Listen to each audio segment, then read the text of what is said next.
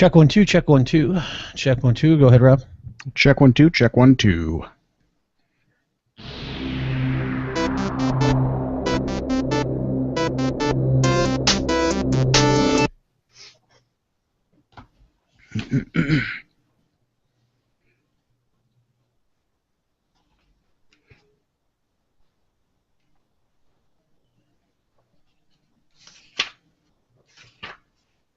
Turn me up a little bit, I think.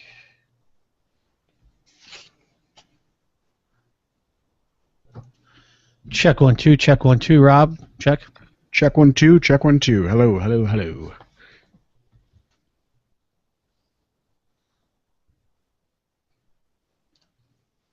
Still.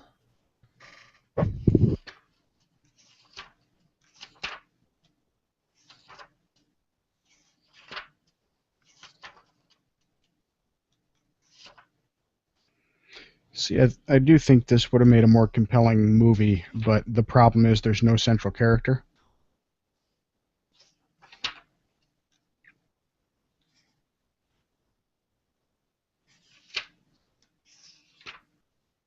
I can't hear you. Nothing. I accidentally shut it off. There it is.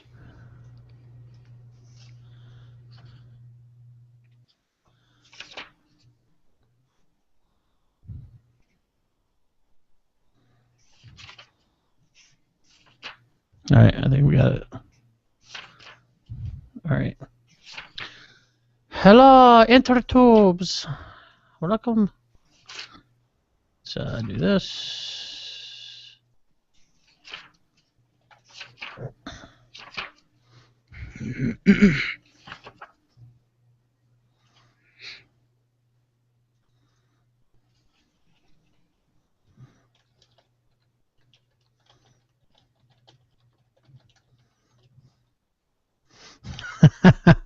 Somebody tweeted, my 3-year-old is singing the rare 19-hour version of Let It Go using only 3 words.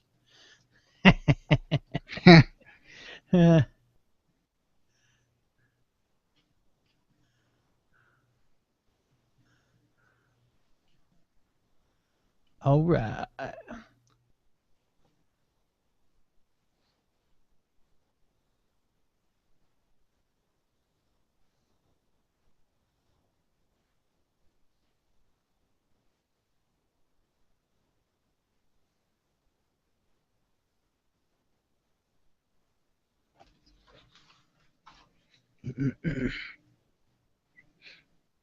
All right. Let's get this show on the road, shall we? Yes. Okay. You know it's episode 69, right? All right. All right. Real Man After Dark, episode 69. And there's only 2 of us. Anyway, beginning in 3, 2, 1.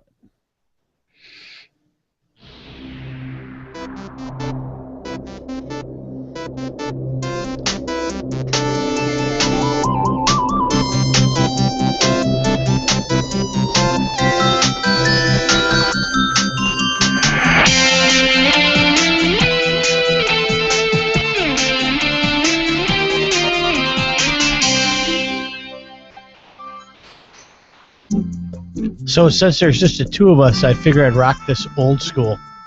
Yeah. Welcome to Grumpy Old Men After Dark, episode 69. I'm Jason, joined here by Rob. Rob. Yes, sir. It feels like there's something missing tonight. It does. It does. I think we're broadcasting for 6 tonight, I think. yeah, exactly right. I think I'm lactating. Oh, there we go. The Valentines are doing some hush hush super secret stuff.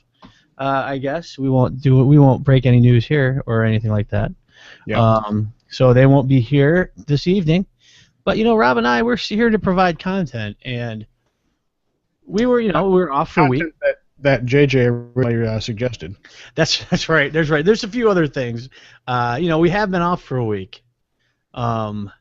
So Rob, I see you have both of your eyes. Do you have all your fingers? Indeed, I do. It was 4th of July here, or Independence Day, or throw the limeys out day, as I like to call it. Right. Did you do any fireworks? We did. We did some fireworks, but Michigan just recently, in the last, I don't know, year or two, maybe 2 years, has made legal all of the fun fireworks. The stuff that actually moves and gets off the ground and makes noise and all that. So prior to the newer laws, we were limited to things that did not move, were not explosive in any way, and did not launch into the air. So, i.e., not fun. Yes, effectively you could have sparklers, snakes, and fountains of sparks, and that was it. So it's been an exciting couple of years here. Yeah. So I imbibed. I went to my local Meijer. I'd like to know exactly what constitutes fireworks in the great state of Texas. I was in Michigan, remember? Oh, yes, indeed you were. Yeah. I was literally miles from you. At least I hear you were. Week. Yeah. We'll get to that in a minute. So shame on me. I didn't get a chance to hang out with Rob. It was beyond busy. Yeah, it's a busy week for everybody. And so it was Independence Day Eve, and we were at our local Meijer. Yeah. And coming out about 10 o'clock, and I'm looking at the tent, out there in luxurious Walker, Michigan. And I'm looking at the tent, and I'm like, you know what? I have got to check this out. So we went to the tent. They were about to close. Okay. And my wife agreed to allow me to spend $60 on fireworks. She's like, here's your $60. What's that? She took your money out of her purse? Well, in this case, I understand, because I had some big pie eyes walking in there, right? I'm like, yes, this is going down. Yeah. So as a side note, a friend of mine at work said they went to the big. We have the seasonal stores here. Like you get the Halloween USA pops up for 2 months, and the fireworks store is no different. So the fireworks store pops up around early June and lasts, I don't know, 2 months. So one of the guys at work had taken his son to the fireworks store and gave him the big speech about, look, this is just burning money. We're going to get a few things. $300 later he walked out. So this is why, they do take credit cards, but yes. I was told that this is the cash I could spend. So okay. I did pretty good. I got some thing called Texas Thumpers. Okay. All they were really big bottle rockets that shot pretty high. Actually, they shot at least 3 or 4 yards over, seemed to be, but didn't explode very good. But I also got 2 boxes of 1-inch mortars. Okay. Well, they're pretty good. Not bad. Yeah. Bigger than I'd ever shut off. Yeah. And I was 4th of July. I start shooting them off, and I'm like, yeah, all right. But the neighbors around the corner are looking. They're watching. You know how everybody starts, showing up. Yep.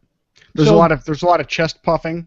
A lot of your plumage gets up. There is. Your hackles raise. And there's a little bit of giving the nose up, going the reverse nod. Yeah. Nice. Yeah, and I thought I was doing pretty good. And then World War III broke out in the neighborhood. Yes. Oh my God. As it will. Yeah. Well, I swear somebody had a howitzer. I mean, there was stuff blown up over the house that it was low and loud. Yeah. It was pretty amazing. Yep. No, we have taken to the 2-inch mortars here, and there's a particular set that I'm fairly fond of. We've got in the last couple of years, and I mean these shells when they explode will fill the sky above you. It's very, very impressive, and unbelievably loud. Is it called 9 digits or less? Yes. Yeah. Well, the names on some of the packages, because you buy a given theme or a given, a set of mortars or whatever else, and some of the names are just hysterical. And I don't know if they're trying to be sort of tongue in cheek or if they really buy into it. But you've got the Liberator and all these sort of freedom based. I had the artillery themes. Shells. Yep.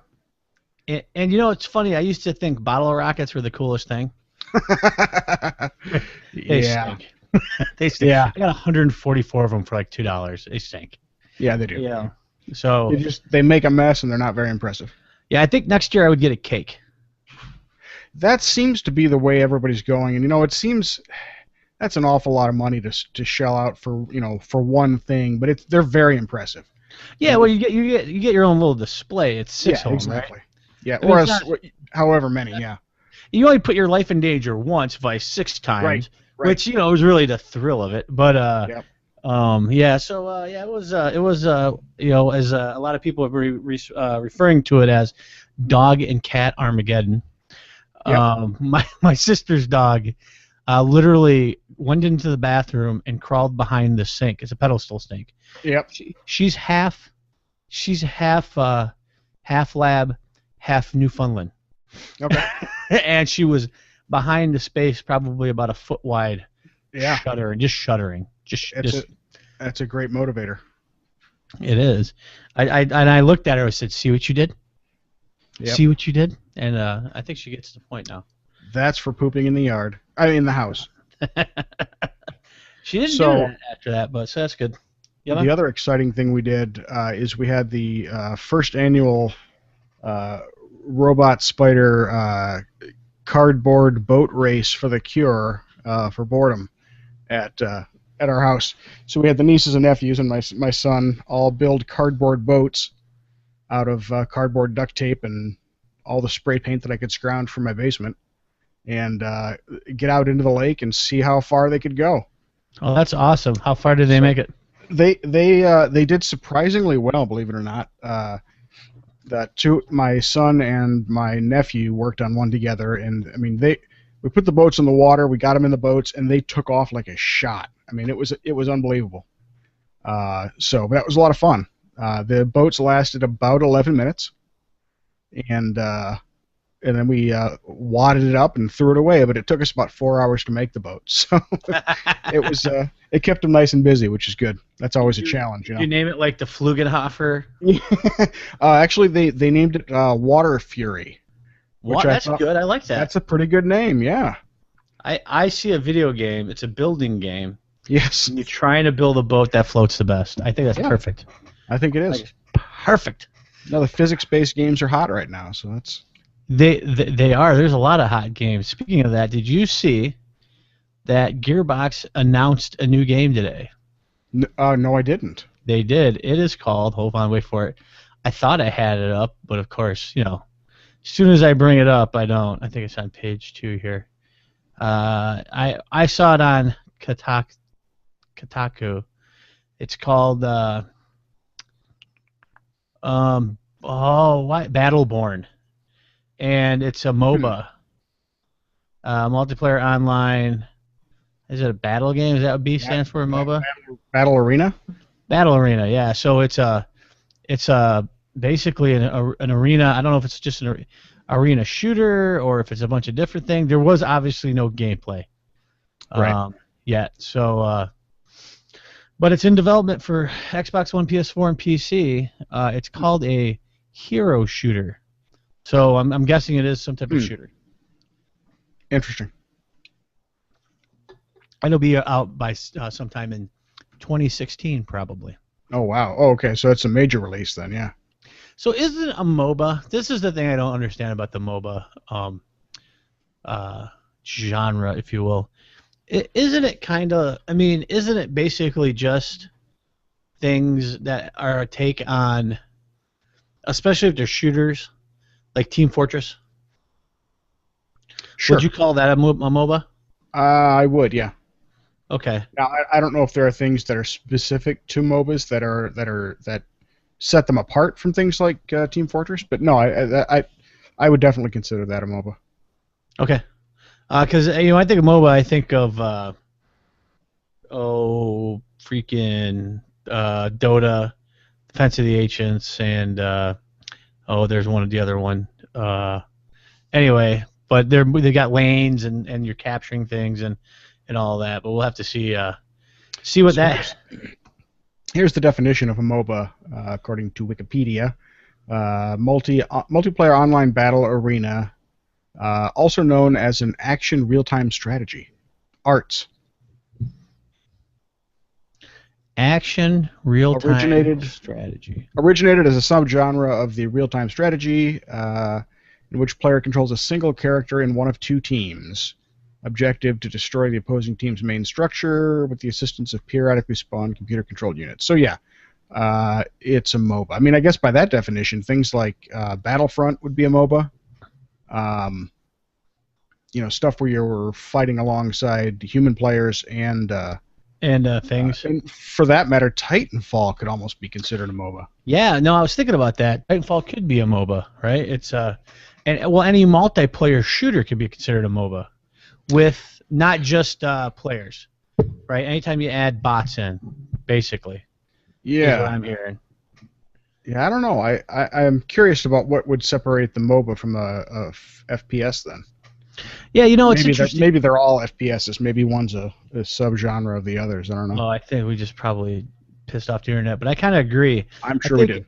I think as we go on, some of these genres they're certainly not as well defined.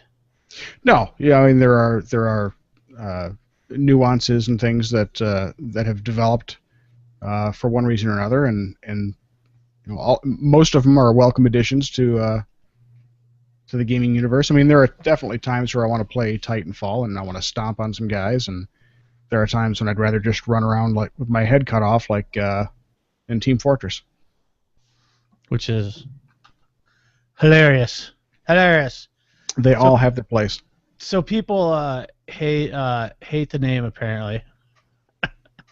I was looking at Kotaku, and they think Battleborn is a dumb name. By the way, almost all the names are taken already, right? So exactly. That's one of the problems. Yep. So and somebody put out there, the writer said, here's the 2016 lineup of games: Murder Home, Slaughter Cake, Dance Field, and Life Bottle. And then somebody else said, yeah, there's a new IP, Battlezone Born Blood Kill Cry 4, followed by Battlezone Bloodborne Kill Cry Kart All-Stars Drive Racers. Yeah, from what I understand, 4 is just a rehash of 3, though. So yeah. I think I'm gonna capture the IP of Slaughter Cake, though. I mean, yeah. I think it probably makes some money selling that back to somebody who develops Slaughter Cake. Well, I'm a programmer in my regular everyday life, and it's been said for a while now that one of the hardest things about programming is coming up with names for stuff. Because you need names to for your classes and your methods and your overall architecture. You need to name things and how they relate to each other, and you can only use the important words one or two times before they start to lose their meaning. So it's hard to come up with something that gives you meaning when you've only got a limited set of words to use. Yeah, so I think if you have an idea for a great name for a game, come check us out at GameAfterDark.com and go to the forums and just let us know. Yes. That would be fantastic. So Rob, I think Battle Cake is the benchmark. That's the one to beat, right? Slaughter Cake. Slaughter Cake, excuse me. Battle Cake is Slaughter Cake. Battle Cake is it's something completely different. Yeah. We can't get these two confused. Slaughter Cake Daisy. Battle Cake is the free iOS game that comes out after Slaughter Cake's release. Yes, exactly. Exactly. So speaking of freemium, did you see that? That was an actual segue. Since the Valentines are there, I made an actual segue. Yeah. Well, if you use it enough times, eventually you're going to stumble on. Eventually one takes. That's right. So this is going to be called The Time When Jason Had a Segue. There is it. So I don't know if you saw that. Remember us talking about Dungeon Keeper, the iOS game, right? Yeah. That was a disaster, free to play. Yes. Well, earlier in the week, it was last week actually, the CEO of EA, Mr. Wilson, I like to call him Andrew Wilson, basically called it a shame that there was some disconnect there. Right, because this was the game that wasn't it an indie title first and somebody else bought it? Yeah, Dungeon Keeper has been around for a while. Right. And then EA bought it. and turned it into this. And turned it into, you know, what EA turns it into typically. Right. So you basically couldn't build a dungeon without paying money or waiting 57 hours. Right. And I think there was some ridiculous, like there was like $1,000 package you could buy for the game. Jesus. Well, so they kind of said we kind of learned something from that. Basically said, and what's a shame about this is a game like Dungeon Keeper on iOS, if it was a full game, people pay good money for it. Yeah. I'd probably pay good money for it. That's the exact kind of game iOS is for. Yeah. I'm playing a game called Battle of the Bulge right now. It's a military strategy game. Oh, nice. And they're great on the iOS. I happen that they just came out with one for which campaign? Oh, the desert, the North Africa. Yep. And I was gonna pick that up, but I saw there's two other. There's the March to Moscow, and then there's Battle of the Bulge, which was the first one. And are these separate games or separate DLCs or what? No, they're separate iOS games, full games, and each one of them's changed a little bit. There's some tweaks to the gameplay, and it's not easy because you're recreating the battles of the Bulge, and it's a cool game. I had a lot of fun playing it on vacation. It's hard. I've lost a lot, and I'm fine with that. That's how good it is. Now, do you have to sort of, in order to meet the conditions of a victory, do you have to sort of repeat the historically accurate battle? No. So what it is you have to. So there's some. So it depends on what side you play, right? You can play the Axis or the Allies, right? Which I thought was interesting. If, like, say for instance, in there's one of the first mission. You know who else played the Axis? Mussolini. Well, fair enough. Him too. El Duce. I walk around and do my El Duce face. A little bit of history here for you, folks. Sorry. So no, what you have to do, there's an objective. So so like in the there's I want to say Blitzkrieg, but there's a mission where the Germans initially in the Battle of the Bulge try to make it to the river. I can't remember what river it is. It's French. And they tried the first part of the Battle of the Bulge is how the Allies repelled them from the river. They had basically 3 days before Allies had reinforcements. They had to make it to the river. So there's two ways. One way to win is to make a supply chain, because supply chains are important as well, right? You have to connect your spaces that you control and keep your supply chains going. And you have to basically, on the third day, have a connection to the east bank of the river back to your supply chain. Okay. Or to draw, which is interesting, there's a major crossroads you have to control, so that's a draw. And then to lose, the Allies have to keep you away from the river and control the crossroads. Obviously, if you play the Allies, it's the opposite. And boy, is the computer better than me. Huh, interesting. Because you started at a big disadvantage trying to play the Allies in this case because you're not expecting the attack. So I recommend those games. It was $5 because it was America Day. So that was good. But EA, to add insult to injury, somebody in Europe sued them and said you cannot advertise this game as being a free-to-play game. And British regulators came out and said, nope, you can't. You cannot call it free-to-play. Good. Yep. Yeah, somebody's got to draw the line there. I mean, I think initially free-to-play games were actually free-to-play, and I think that a lot of publishers sort of took that as a way to sort of slide the scale a little bit more and more as new games came out, and they went from being free-to-play to being just pure money grabs, which we'd seen coming for quite a while. Yeah, absolutely. So and I just think, they pushed it a little too far, and then they got beat back, right? And they're hopefully they've seen the error of their ways, because they were the ones that were. I kept saying EA was making a comeback, and then they did that. It was a mess. Right. So Hearthstone, right? Which is another free-to-play game. Yep. That's the Blizzard game, the card collecting game. And I've always said it's a fun game. It's easy to get cards without spending money. If you spend a little money, you're gonna get some decent cards. they're putting on an expansion. Okay. Okay. And expansions they cost money, right? That's not. So the way they're doing the expansion is this, and I personally think this is a great way to do it. So in WoW, a lot of the raids have wings. You go into a raid, and there's 3 or 4 wings to the raid, and you pick a hall and you go down that and you fight the bosses down there, and you go to the next wing. You know, Naxxramas is a very famous WoW raid. So there's 5 wings. So if you play during the kickoff, you get the first wing, the spider wing, for free. Okay. Which is a pretty good deal. And then, so if you already own, so here goes the pricing.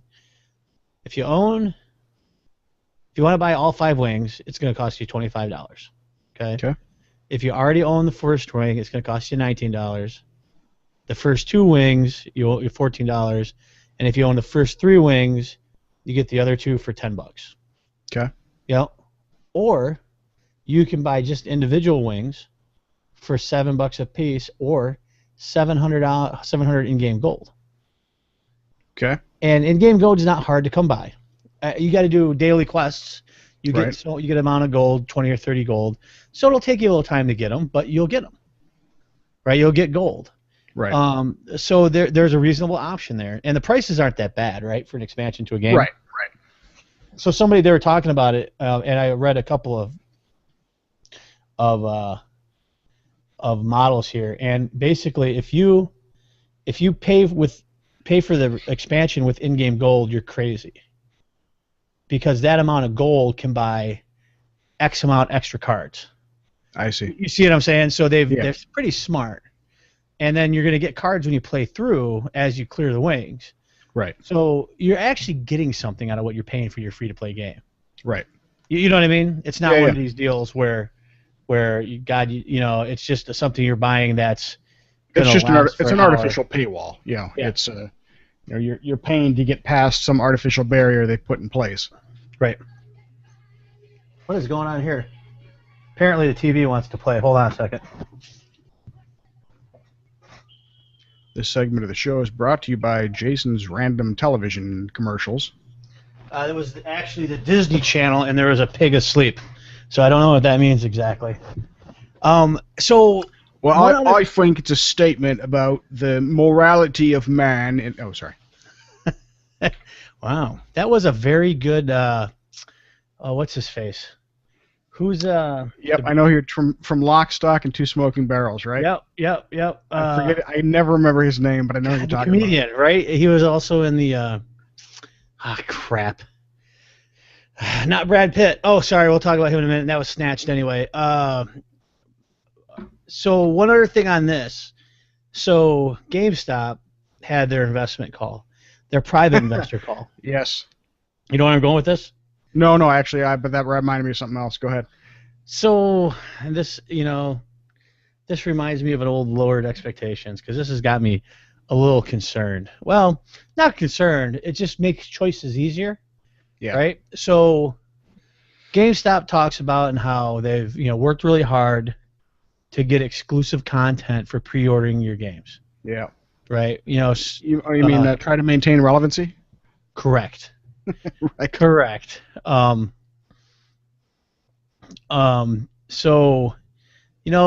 currently that kind of stuff has been pretty much relegated to only like skins and weapons and maybe an odd mission that you don't get to play, those kind of things. Or weapon packs that you will immediately replace. Correct. Those are my favorite. Thank you, yes. Borderlands. So in this one, this investor basically indicated that that's what's making them profitable right now is the pre-orders. And then now they're looking at maybe getting into development deals early on to secure exclusive gameplay. Yep. So let's say I can't get to, I don't know, maybe a whole part of the world unless I buy it from GameStop? Yeah, I mean, I don't know that many developers are going to want to hitch their wagon up to that horse, right? I mean, you look at where GameStop is right now in the trend in the industry, and I got to think that they're barely hanging on as it is. And as a developer, I don't know if I'm going to want to put a whole lot of effort into developing custom content just for GameStop when they may not be around when the game comes to market. You know?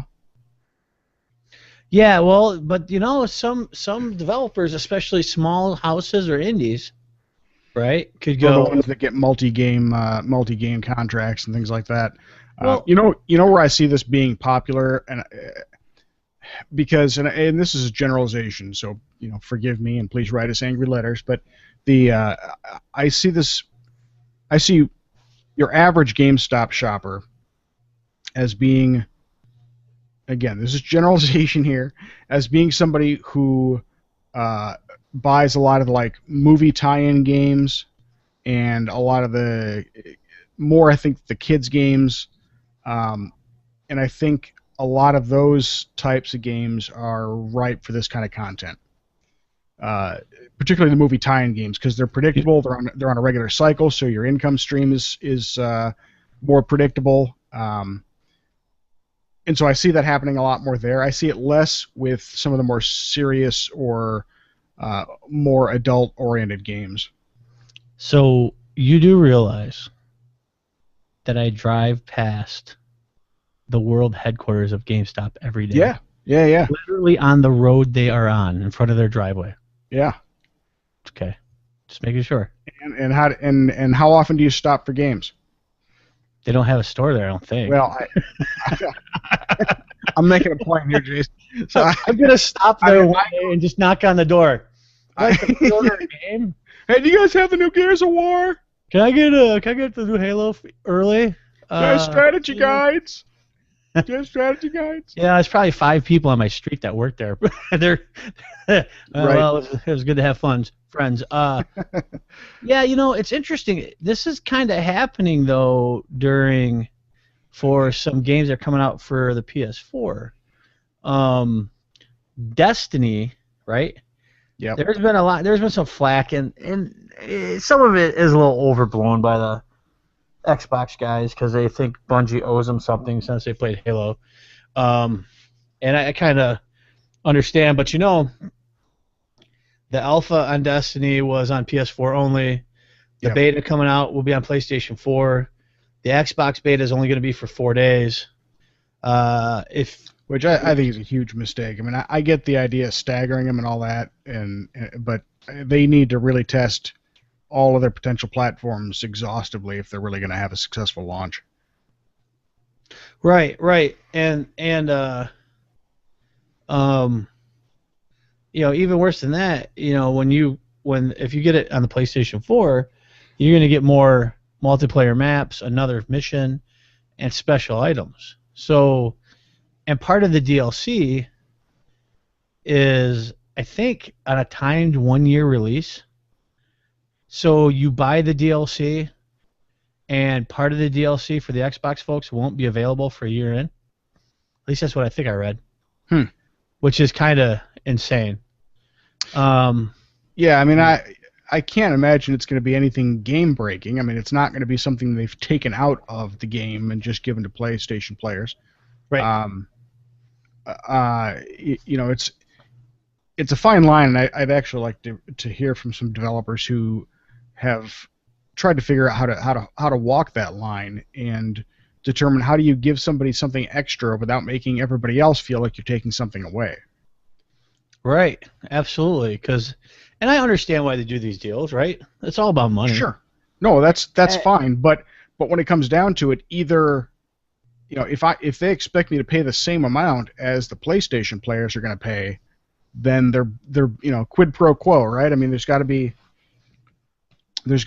something for something there. And if I'm paying the same amount, I better be getting something on the other side. And it doesn't sound like they're considering that at this point. No, not at all. And I doubt they will. I mean, the reason why they probably what's going out to PlayStation 4 customers is probably what Xbox gave them to develop, or PlayStation gave them to develop that content. Yeah. You know what I mean? That's kind of, I would guess that would be the deal. I wouldn't expend any more funds on it than that if I didn't have to. Yeah. So yeah, it's It's kind of a weird thing. I just hope it doesn't become that big of a trend. If they start putting gameplay behind some of this stuff, Yeah. especially if it's behind pre-orders, that's ridiculous. Yeah. So, but again, and this is, for a long time, the argument for the free-to-play model was that, well, people pay it and it makes a lot of money, so it must be popular and all that. Well, come to find out, it's half of 1% of the players generate 95% of the revenue. So, I think that they're gonna take this to its limits as far as they can, right? And they're probably gonna walk over that line and then take a step back. But I think you're going to find that developing custom content only for a given platform and only for pre-orders really only impacts a small-ish percentage of your players. And I think that the bulk of your players aren't really going to put up with that for long. Right. There's particularly when you got how many games coming out. I mean, yeah, Destiny's a big drop and everything, so they can afford to do that a little bit, but if I feel like I'm getting shorted on a game, there's no shortage of other games I can go out there and buy. Yeah, no doubt. Absolutely. So we'll see what this. I really think it's much ado about nothing. I don't think there's really that much that's behind this. But it's just interesting to see every once in a while we get this wave of crap like this that does that. So yeah, it's pretty interesting stuff. So you've been playing anything else recently? Yeah, actually, I've been playing one of the games I picked up on kind of the tail end of the Steam sale, called Space Run. I've been playing that quite a bit. That's kind of I don't know, people are comparing it to a tower defense, and I guess it sort of is. I just wouldn't have really thought of that on my own because it's fairly different than tower defense. But anyway, it's pretty entertaining. We picked up the Lego Movie thing, which I think I mentioned last time, and that's okay. It's a little bit different than your average Lego game, but it's still pretty fun. Well, I gotta look and see what else I picked up on. I didn't get a chance to play anything. And I've been playing Splinter Cell Blacklist, which I got for I think $7 with the extra add-ons. And let me tell you, it's worth $7. Well, Splinter Cell Blacklist? Absolutely, Yeah. That's a cool game, isn't it? It is hard as hell. Oh yeah. It is really hard. I mean, the first, I don't know however many I played originally, from the first one through, I don't know, half a dozen or so, but there was definitely, it was more of a puzzle game than anything, right? There was very little action. Yep. And there was the patterning was very simple. You wait for two guys to pass, and then there's a pause, and then one more guy. There was definitely a rhythm to it. Whereas with this, it just feels, even well into the game, it feels like you never really have full stealth. You know what I mean? No, it's and the nice thing about it though is if things go sideways, yeah, your mission isn't screwed completely. Right? Right. Generally. There are in the story missions that's true. Now in the side missions, the cash stuff, I more than a few times I've been 45 minutes into a mission only to have it go sideways and then you have to start all over again. So there would, again, and that's part of those games. I just wish some of it would be some checkpoints would be involved. Yes. Every once in a while. They clearly have the ability to do checkpoints because you can quit in the middle of a story mission and it takes you right back to your last checkpoint, which isn't real far. But for some reason, these side mission things, they just, if you die 40 minutes in, you start over. Yeah. But those side missions, you can do co-op, correct, mostly? You can, yes. That'd probably help a little bit. But that's twice as many people to get noticed, too. True. That's a good point. So it opens up some alternate routes and some alternate methods of ways of doing things. But yeah, I would say unless you really know how to play with the person you're playing with, I would say it's probably a wash as far as whether it's a liability or benefit. Yeah. So I did some good. I did some good. I guess some sniping on this. I got Baldur's Gate 2 Enhanced Edition. Okay. I got Batman Arkham Origins. Oh, nice. That's the only one I hadn't played yet. Yep. I got Broken Age, which is Tim Schafer Company. That's the Kickstarter game from Tim Schafer. Okay. Or one of them, the one before the Chalice. So it's from Double Fine. Oh, okay. I haven't played that one yet. Let me see what else I get. Maybe that might have been it. Somebody on our list, on my Christmas list, might have gotten Watch Dogs and may need to review it next time she is back on the show. Yes, indeed. It may be a while. I picked up Prison Architect. Okay, good. Everybody picked up Space Hulk. Yes, indeed, we did. And I haven't touched it yet, though. I have not tried it yet. I've been waiting. Did I pick up To the Moon? What the heck is To the Moon? I don't even know what that is. That's the Ralph Cramden simulator. Yes. And Alice. So I did pretty good. I didn't buy a ton, but I bought stuff I'd really been kind of, I hadn't picked up before. So now I just need to install it and start playing it. I just haven't had I just haven't had a chance. It's been busy around here. Yeah, I know it. So I did make time, like you, to do something special. And we have we're reviving a segment for the show. Hold on. Are we? Hello, and welcome to Movie Club. Well. Why don't you just tell me the name of the movie? Nice. I don't think I've ever heard that trailer. Have I never used it? Maybe. I don't think so. Yeah, that's me producing. Nice. I produced it. Nice. Yeah. I'm a kind of a big shot now.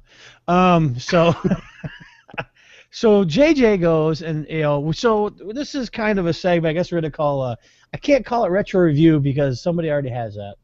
Oh, do they really? Okay. Oh yeah, there's retro reviews out there, but I mean we're still working. It's a working title by like things we finally saw.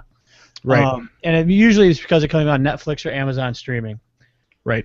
And this week usually both is World War Z. Yes, indeed. World War Z from one of my favorite people's sons, Max Brooks, who is the son of Mel Brooks. Right. Of Blazing Saddles and Spaceballs and silent movie fame, history of the world. And this is a bit of a departure from that. Apparently, Max, not a big comedy guy.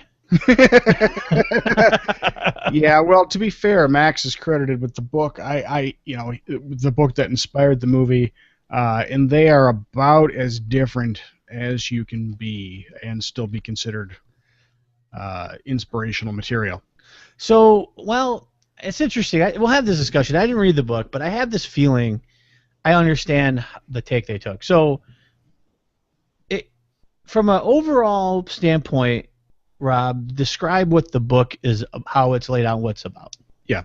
So the book is, obviously, it's a zombie war, but the way that it's told in the book is it's told as a series of interviews, a la like a World War II documentary almost, where you're interviewing people who lived through it, people who were in charge of one army brigade or another, people who, community organizers who stepped up when things went sideways, or a mother who had to get her children all by herself. And so it's just a series of vignettes, and that might be a couple of paragraphs, a couple of pages, or just a few lines of individual experiences from the perspective of the characters that lived through the war. And the thing that I think separates it clearly from the movie is that the book, other than the narrator, the book doesn't have a single, there is no Brad Pitt in the book, which I think is why they took the tack they did in the movie, because they wanted a big name attached to it, and the only way to do that really was to have this sort of single thread narrative, which I think really is a disservice. It makes it like all the other zombie movies, really. So I don't want to call it disservice right off the bat because I've read some synopsises. I have not read the book. So isn't it kind of? Wouldn't it be like just almost like telling a one-off story of one person's perspective on the situation? Now, don't get me wrong. I think the movie, right, the timeline is much more truncated than what the book is. Right, the book happens over years. Right. And the movie seems to happen over days. 4 days. Yeah. Things are not clear. That never jived with me the whole movie. Well, but that also comes back. I'm kind of getting ahead of ourselves a little bit here, but yeah. The movie to me, even the first time I saw it, I hadn't read anything about it other than, I knew I wanted to see it because I'd read the book and I was a big fan of the book. I knew there would be a lot of departures, but I still was willing to go see it. But it feels like 2 or 3 very different movies. You know what I mean? Yep, I do. And so as it turns out, the movie is credited to, I think, 3 different writers. And that's always a good thing. Yeah, it is, exactly. Apparently, one of the big things they attribute that to is there was originally the end of the movie, and spoilers from here out, folks, if you haven't gotten that yet. The whole part that takes place at the, World Health Organization, the WHO, that was apparently not the ending originally. They had apparently finished shooting the whole movie, and then went back and redid the 3rd act because it was too dark, or they thought it was too dark. So the original ending apparently had Brad Pitt's character. He gets on the plane from Israel, right? Yep. And he takes off, and they're going to where do they go? Like Indonesia, or they're going to Wales, North Korea. Oh, in the book? No, in the movie. In the movie, they're going to Wales. They're going to Wales. Okay. They're going to Cardiff. Yeah, so they're. Yeah. Okay. Yeah. So they're going. Well, no, I think. Well, all right. Anyway, wherever they were headed, they end up crashing somewhere in Russia, and he gets conscripted into the Russian army and spends years fighting the zombies. Yeah, you know what? I remember hearing about that. And apparently the movie ended with a sort of Normandy beach landing of the I don't know if he gets free or who he's with, but he rejoins an American task force, and they basically have a Normandy-style invasion, retaking Alaska.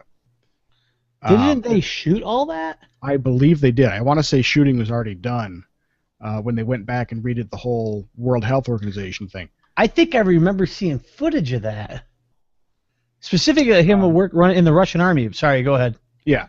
No, yeah. I would say it wouldn't surprise me if that ends up on a DVD somewhere at some point. But yeah. So the whole. Oh yeah, right. So they broken up in 4 sections. South Korea. We're going to actually Israel. Right, and they go to Hereford World Health Organization. So that, while it was interesting, that part of the movie seemed really out of place to me, and apparently there's a good reason for that. So I don't know. The movie felt it wasn't a bad movie, but it did seem a little generic, and I think they could have done a lot more with it. So it felt really rushed. The New York outbreak I thought was really cool. Yes. I thought that whole opening sequence was awesome. And see, I think that's where they could have done more. The book focuses a lot, like anytime you have, a shooting or a war or, there's always this, or a Benghazi, if I can. Right. Yeah. There's always this extensive post-mortem on what went wrong, who was to blame, what could have been done better. The lack of resources, and they dealt a lot with that in the book. Why did things get as bad as they did? Why was there a media blackout for a week while this stuff was happening? And so they deal a lot more with the logistics of it, not just the brain and face eating, but the logistics of how you deal with an emergency. I mean, it could be zombies, it could be earthquake, it could be anything. But I think that the New York section of the movie had a little flavor of that. Trying to find a medication for his daughter and that sort of thing. I think that to me is the more interesting part of these sort of post-apocalyptic themed movies. So what I didn't like, well, a couple of things. You're exactly right. It felt like, well, they had to trump up why the Israelis were ready, right? Yeah. They built some wall, all of a sudden nobody noticed it. Yeah. Right? That's not how those things work, folks. Just to let you know. No, I'm pretty sure if they built an 85-foot wall right in Israel, that we'd all be at DEFCON 2. It almost felt like me that the folks who were doing this movie fell in love. They Michael Bay'd it a little bit. Yep. And not with explosions, but with zombies, right? Yeah. First of all, fast zombies terrified the crap out of me. Yep. They were some scary zombies, right? Like that was really good. Well, and that's where the lore kind of parts too, because the quote unquote traditionalists, if you can have that, hate fast zombies. I'm a traditional zombie guy. I don't care. I think they're both interesting for different reasons. I drive a Ford truck. I got American boots. I like my zombies slow. That's right, slow and shuffling. But no, they absolutely do terrify me. But what I don't like, I mean, they're still human, right? I mean, they have no pain receptors. So they're sort of unstoppable beasts. But I mean, they're still mostly limited to what the human body can do, right? And so the whole zombie ant climb thing that they do against the wall is a little bit out there. It's out there, but I thought it was cool. The funny thing about it is, I was reading a little bit of the book, is they could have made this a political thriller, right? A little more of that. Because the Israelis, right, there was a big Orthodox uprising, and they tried to take over the government. Yeah. They had to put it down, and it ends in peace. It doesn't end in Israel being destroyed, right? That's the thing about all of this is some of the stuff I thought that was interesting. First, I'm like, why isn't anybody using fire? Right? I wouldn't you just start burning everything if those guys, if you're, you know what I mean? Because what book was it? It's the zombie.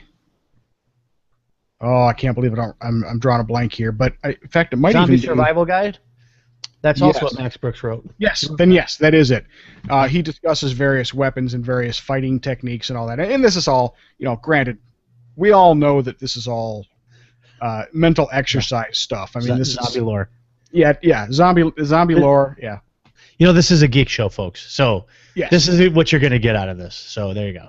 But but he makes a pretty compelling argument that obviously if you make if we're all under the understanding that zombies respond to stimulus, such as gunshots, some sight, some hearing, then obviously firearms are a bad idea. They're a bad idea for a lot of reasons. Ammunition's a problem. They're heavy. They're due to prone to mechanical failure. So that's sort of and just like on The Walking Dead, it's sort of a last-ditch weapon, right? Right.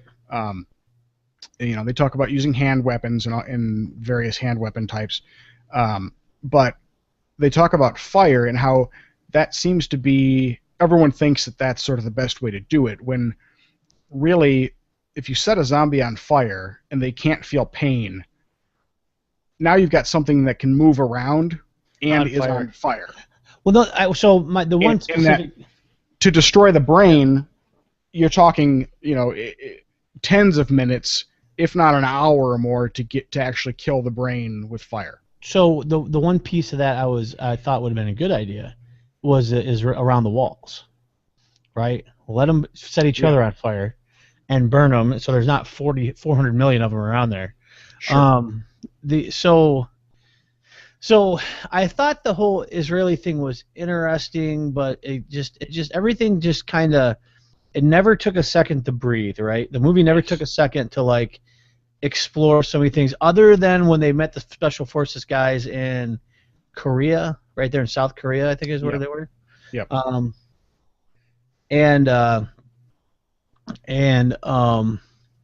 It seemed to be a lot of people were willing to freaking die for this guy for some reason. Yeah, and that's another thing. He didn't even try to convince people he was important. Right. Except for the airline pilots at the end. Yeah. You're like, I did like the part where the guy who was their only hope shot himself. Yes. That was pretty funny. That was almost Tarantino-esque, right? Because you know that if you and I were on that plane and we were escorting the good doctor, you know that would happen. That we'd be like, son of a bitch. Yeah. I just kept thinking of Pulp Fiction. Yeah. Right. Yeah. Exactly. It's like, what'd you do? Finger alongside the trigger, folks. Don't. That's right. He told them that too, right? Oh, did he really? I didn't catch that. No. He said, yeah, finger off the trigger. He okay. told them that right before it happened, and then he slipped. Blew us. Yeah, it blew us. Gun went off pretty easy when he slipped, though. Yes, it did. Well, when you land on it, your finger's on the trigger. I guess it's bound to happen. So. Did you ever hear the philosophy that once a man admits he's wrong, he's immediately forgiven for all his wrongdoings?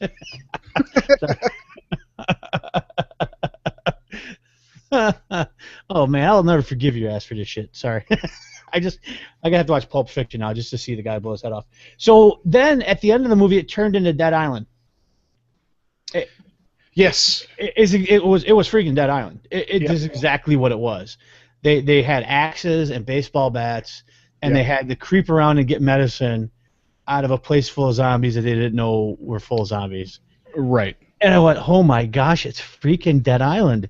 And I'm like, this movie is like, it's so inconsistent. Yeah, it was. And nobody has a novel freaking idea in their head other than the guys that went to refuel the plane. So it just seems I watched it. I was entertained by it, right? But I just kept going, man, this just it felt like three movies. You're exactly right. That's exactly what I got out of it. Yeah. What was your favorite part? That was obviously none of this stuff was not much of this stuff was in the book. And we got some questions I think from a fan to answer about World War Z, don't we? I believe we do. Questions? Let me find those. The one interesting thing that I'll bring up, and I know we've talked about this before because I think I brought it up last time we talked about it, but here, let me see here. There were a couple of things that I think, and I can't find reference to this anywhere else, so maybe I'm off the mark here, but it seemed like there were a couple of plot points that they pulled right out of Day by Day Armageddon by J.L. Bourne. I think it's J.L. Bourne. Which is sort of like, that's like the other side of the coin. For you got the Max Brooks books, and then you got the J.L. Bourne books. And the whole Israeli sniper character, I have to go back and read World War Z again. I don't know if she appears in there or not. Segan? Yes. And the name is really similar to the J.L. Bourne books as well. Now, I think it's a guy in those books, but he's an Israeli sniper, and he ends up as part of the main storyline. So, I thought that whole thing in Israel, the chase, and when he cut her hand off and all that stuff was done pretty well. I thought she pulled it off as being freaking out, and I thought that was kind of interesting. Yeah, no, it was definitely interesting, but it just seems it was just sort of odd that it felt like it felt like different SpongeBob book, completely separate book. Okay, so I'm trying to locate the questions because I think we got our text messages crossed here. Talk amongst yourself, and I'll find them.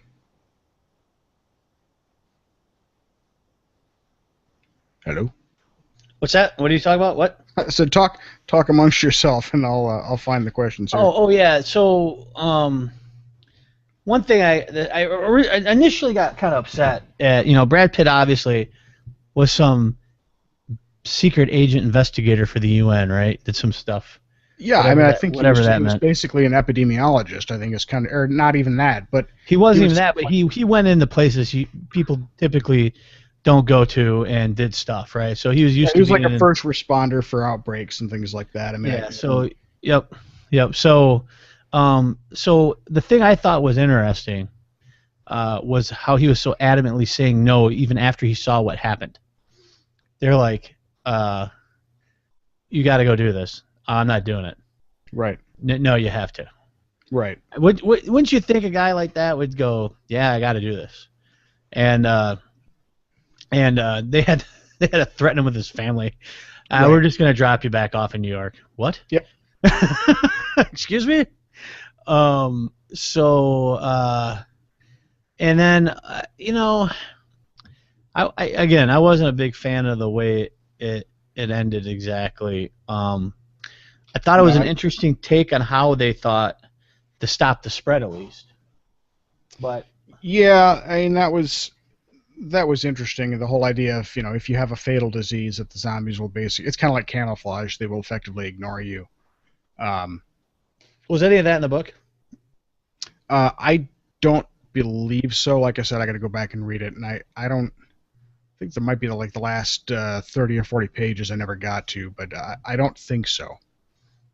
Like I said, because it's broken up into a lot of different stories, I'm having a hard time separating the stories in that from all the other zombie books I've read, but I don't think so.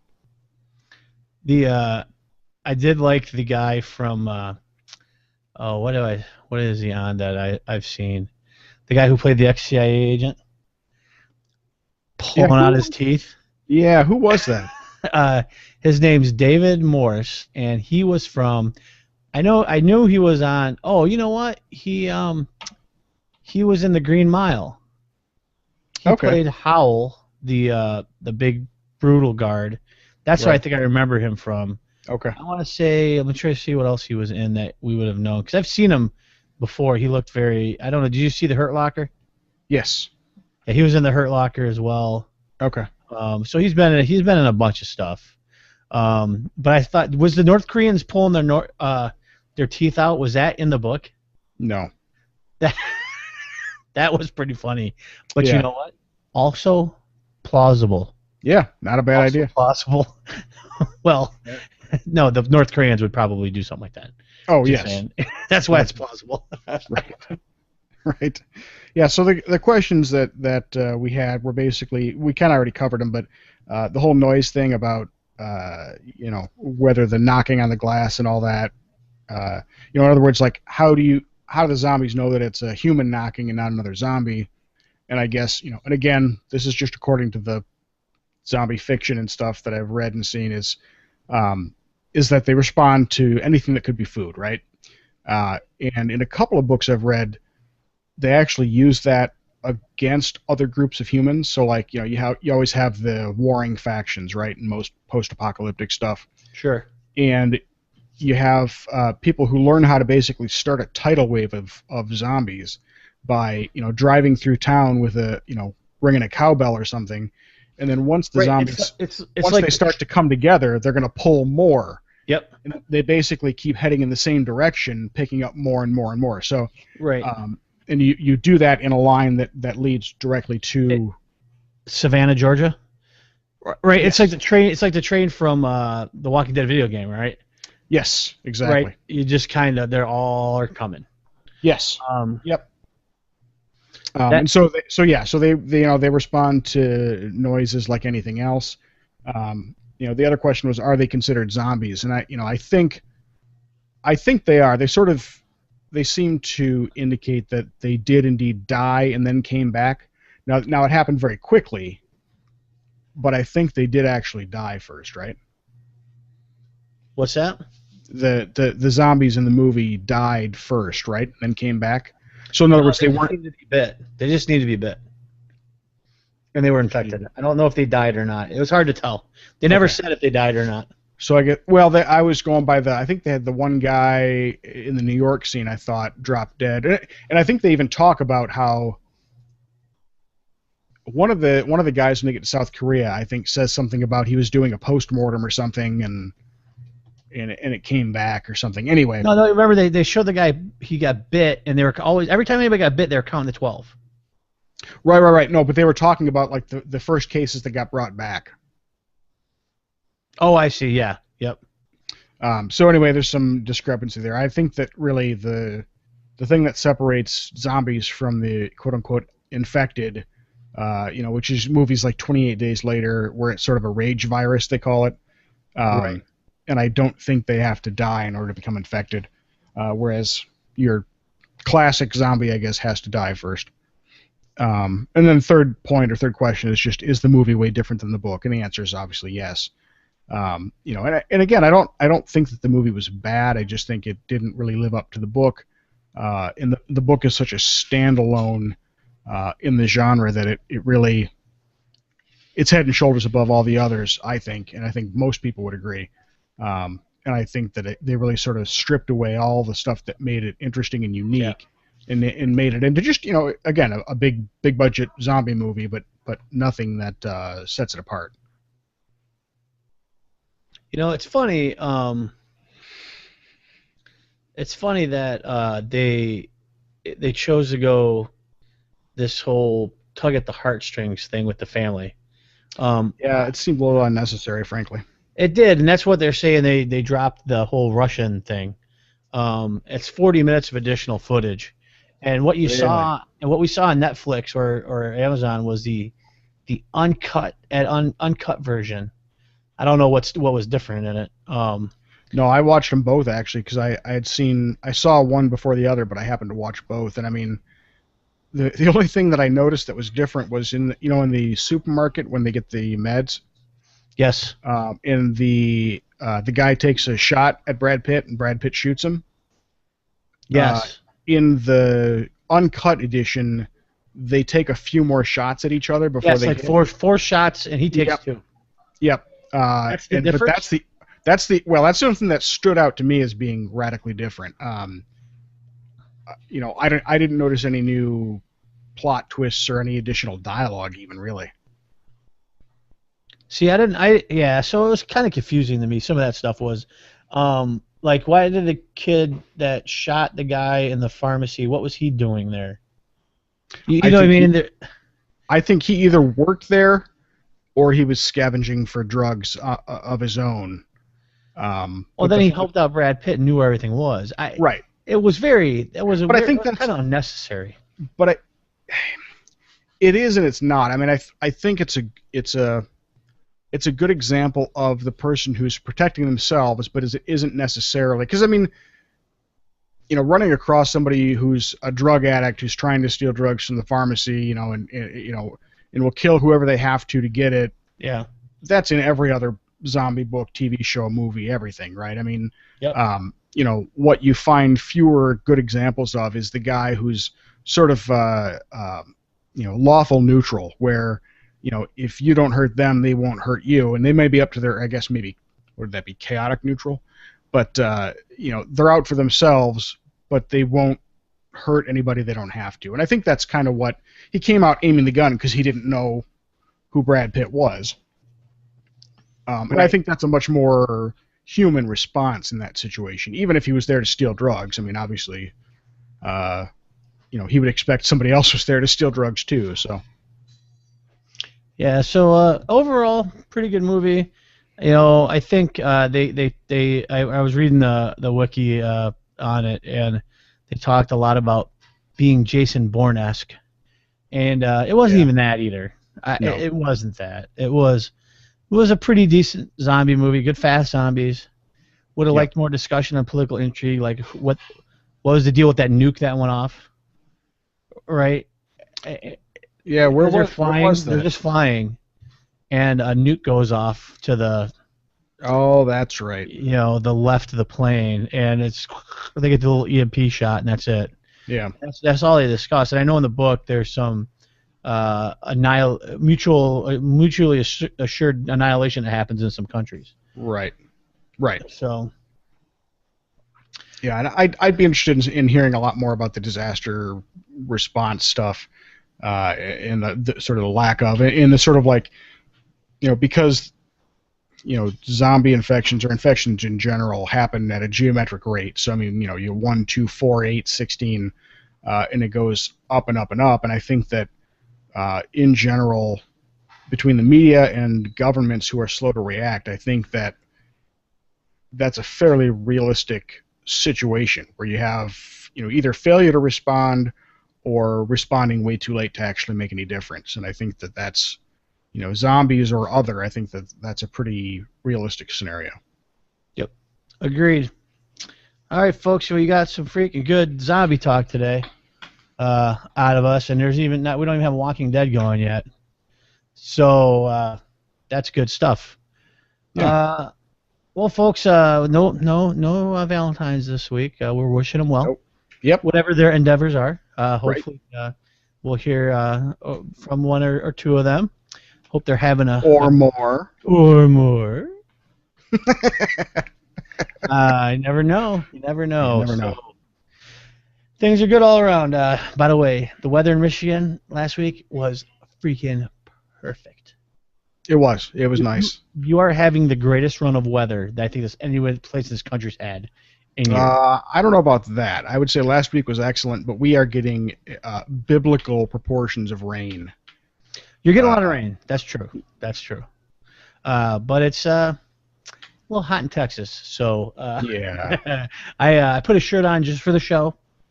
Oh, good God! As soon as the lights go down, we appreciate that. Yeah. Shirts are coming off. So, okay, Rob, when you're out here, where can they find you at? You can find me on Steam, Origin, Xbox Live, pretty much everywhere with PSN at Robot Spider. Find me and let's play some games. You can email the show at gomadshow@gmail.com whenever you get a chance. You can check out our website at gamingafterdark.com.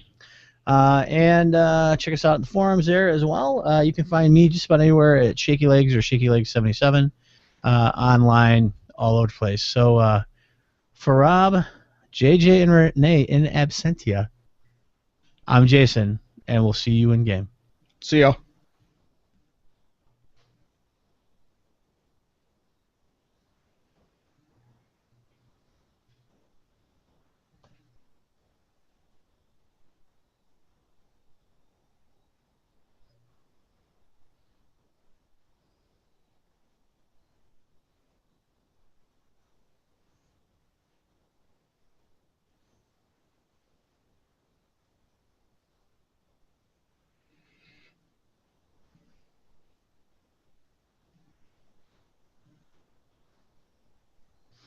Said to get enough tape to crossfade it out appropriately.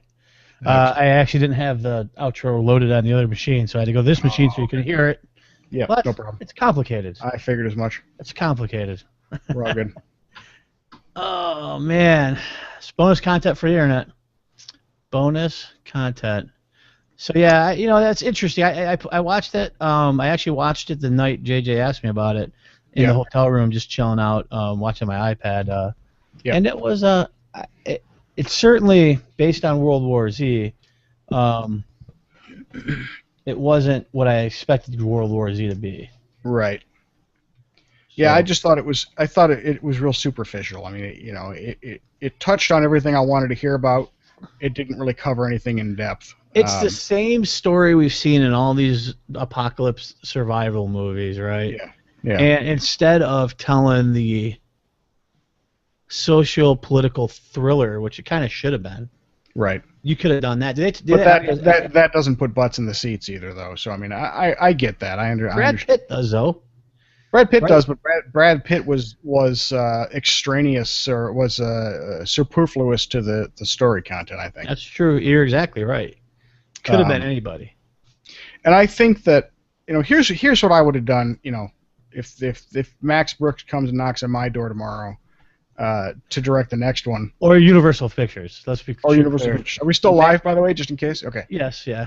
Here's what I would have done. I would have done half a dozen different 15-minute. Is that about the right time? Yeah, it's about right. 15-minute vignettes. Give them to half a dozen different directors, and let them all go nuts with some aspect of the outbreak, whether it's main island Hawaii, whether it's New Jersey, whether it's Greenland. Pick some place and do something unique, different, slightly different styles maybe. I'd like to see different people's vision for how that would all come down. So a gentleman by the name of J.A. Bayona is directing. It's been announced as the director for World War Z 2. He directed music videos such as Ten Años con Camela and Sonorama and El Hombre Español, which you've seen none of. Right. And then let's see. I guess he's very apparently I'm guessing he's from Mexico. No, he's Spanish. But he's not done much in this country. He's not done much at all. It's kind of an odd choice. I wonder why. Have you seen Penny Dreadful? I don't even know what that TV show is. Nope. The Impossible? What is that? What is this, The Impossible? No idea. It's got Naomi Watts and Ewan McGregor. Ewan McGregor! So, be signing off from here now. Oh, by the way, Brazil, rough one on you today. Rough one. Peace.